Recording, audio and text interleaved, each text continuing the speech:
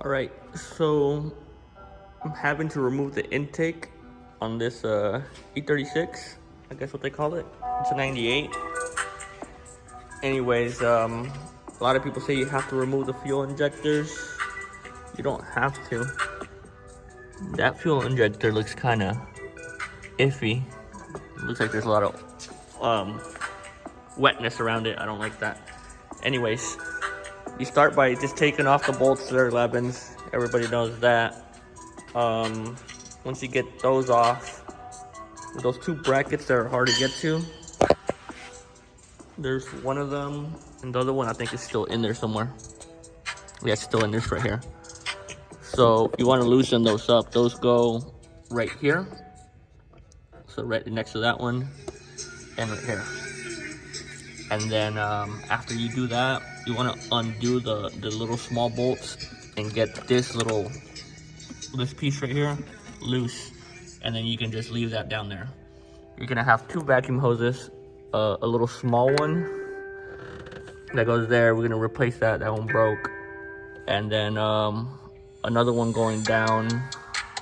And well, that's not important. The important thing is that the intake came off without removing that piece over there.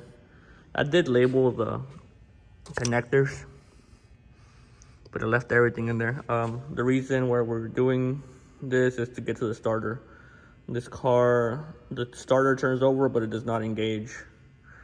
For the top bolt on the starter to get to it, that one, I use this tool, the Monster.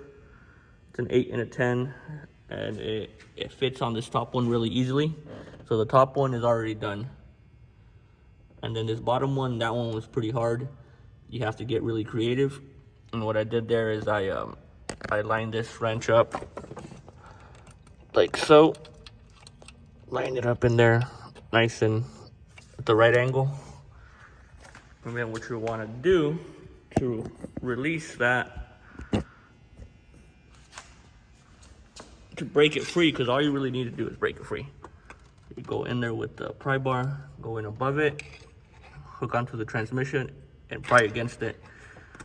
And that right there is how you break it free without hurting yourself or going through the back or using special tools. You just do it like that. And then once you break it free, you can start using your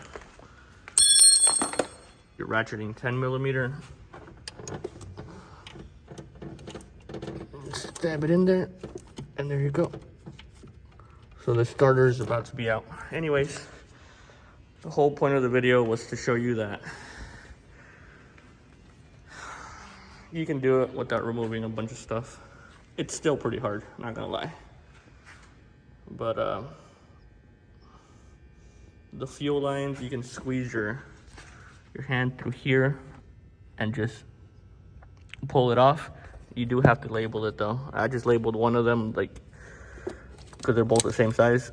I labeled it by putting a tape on it, and I know that's the top one. That's about it. Yeah, once you get it free, you can,